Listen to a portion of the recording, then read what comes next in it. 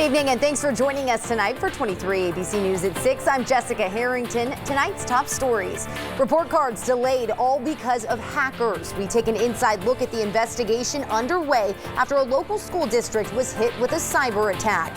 And new details in a crash that left a young boy dead. Court documents revealing the suspect was under the influence and lied about owning the vehicle he was driving. Allison? And temperatures will be warming as we head into the weekend, but I'll let you know what that means for the chance for fog development here in the valley when 23 ABC News at 6 starts right now. Live from downtown Bakersfield, 23 ABC News at 6 starts now. Good evening. Tonight, hackers are holding Panama Buena Vista School District students' report cards hostage, and now the FBI and Homeland Security are investigating the ransomware attack to determine what other information may have been compromised. 23 ABC's Tori Cooper was at a school district press conference earlier today and joins us in studio with what's being done to protect student and staff information. Tori? Yes, Panama Buena Vista School District officials say they were hit with an aggressive ransomware attack last Thursday that shut down phones and other tech systems across the district's network. But officials say they have no plans on complying with hackers. A simple click may have been the source of a ransomware attack on the entire Panama Buena Vista School District. The forensics teams will tell us exactly that, but we believe it's just something that someone did completely unintentionally, perhaps downloading something or clicking on a link. But we don't know for sure. School district officials say January 9th they were hit with a cyber attack causing a technology and phone outage at multiple schools across the district. And parents were notified right away by email. We are not allowing access to our authorized users until we are 100% sure it is safe to do so. The FBI says ransomware is a form of a malware designed to target tech systems and critical data information within organizations.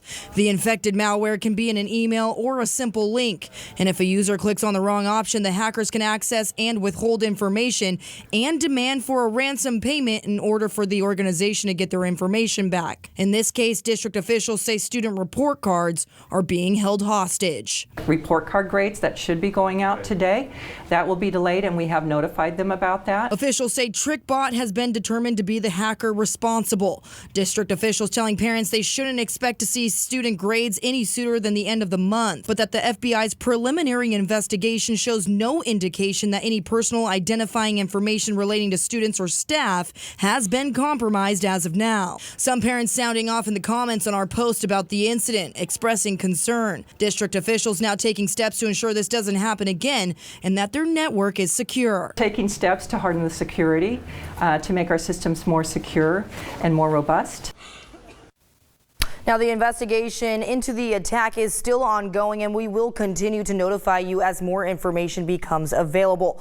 But local computer experts at LambPro here in Bakersfield tell 23 ABC News this is a great reminder for all network users to create strong passwords, enable virus and malware protection, and always install 2 forms of authentication to ensure your information is safe. But for now, if you do want to find some more information, all you have to do is head right to our website, turn23.com. In studio, I'm Tori Cooper for 23 ABC News, connecting you.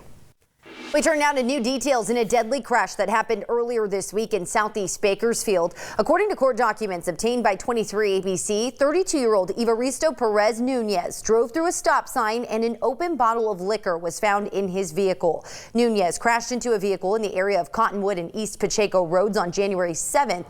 4 children were hurt and 9-year-old Emiliano Hernandez died as a result of his injuries. Nunez took off but was later arrested. Documents show, according to the DMV, Nunez had no issued license. According to the documents, he also had an open container of liquor on the driver's side of the vehicle. Nunez told police his vehicle was stolen. The documents also state that he drove through a stop sign and failed to yield to the cross traffic. He's set to be back in court January 22nd. We turn now to a crime alert out of Mojave. A man has been arrested following a hit-and-run investigation by the Kern County Sheriff's Office. According to KCSO officials, on January 16th, around 12:30 in the afternoon, Kern County Sheriff's deputies from the Mojave substation responded to K Street and Shasta Street in Mojave for a report of a vehicle hitting a pedestrian. The person in the vehicle took off, and the victim was transported to a hospital with major injuries. The investigation revealed the suspect intentionally hit the victim. Deputies obtained a possible address for the suspect in Lancaster. Los Angeles County Sheriff's Office deputies stopped the vehicle and detained the suspect. KCSO deputies responded to Lancaster and took custody of the suspect. 44-year-old Angel Plasasio of Lancaster was booked into the Mojave jail for attempted homicide and hit and run, resulting in injury. The victim remains in critical condition. Anyone with additional information asked to call KCSO at 861-3110. New developments tonight. A missing juvenile has been found, according to the Bakersfield Police Department. BPD says 16-year-old London Aaron Swanson went missing January 12th at about 9:30 in the evening, less than half a mile away from Atkins Junior High School. He was considered at risk due to a mental disorder, but thankfully he's been found unharmed and is back home with his family. The storm yesterday dropped more than a foot of fresh powder at Alta Sierra, and this morning our cameras were there as crews were prepping the mountain for this weekend's visitors. I send this picture to everybody in my family and tell them I got the best office in the world. Coming up tonight on the Now Bakersfield at 7 p.m., we're taking you up the hill to the Alta Sierra Ski Resort to show you how crews are preparing for the 3-day weekend ahead. We're going to have that story and much more coming up tonight at 7. Just beautiful conditions up there, and they are going to be seeing nice temperatures as we head into the long weekend. 41 degrees on Saturday, and they will be in those mid-40s for your Sunday and Monday. Definitely chilly overnight temperatures, but it is going to be clear and dry as we head into the next several days, as that system has pushed well off to our east. Just some high-passing clouds for most of the afternoon tomorrow. But as we head into the evening tonight, those temperatures here in the valley already dipping down into the 40s. 47 degrees right now here in Bakersfield, 49 in Keene, and 33 in Lebec.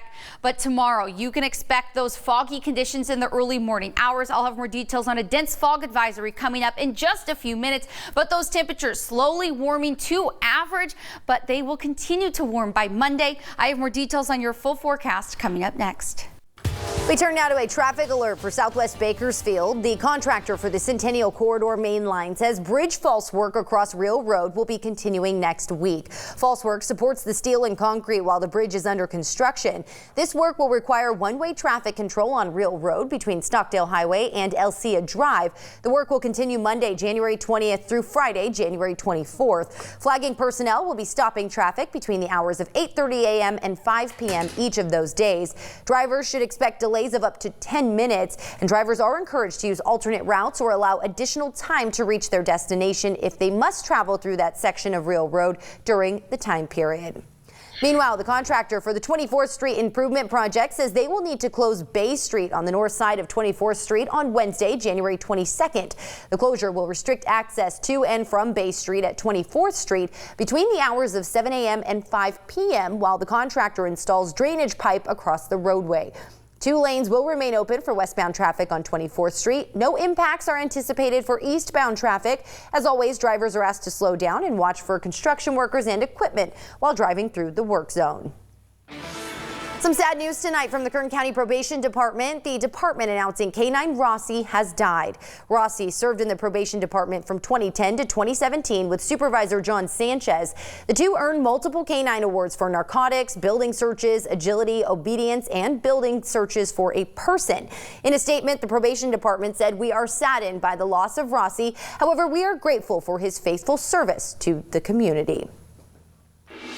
It was one of the worst earthquakes to hit the Golden State and changed California forever. 26 years ago today, the Northridge earthquake rocked Southern California. The magnitude 6.7 quake hit just after 4:30 in the morning in the San Fernando Valley. In all, 72 people died, including those who had heart attacks. Damage to buildings, freeways, and infrastructure ended up costing $25 billion.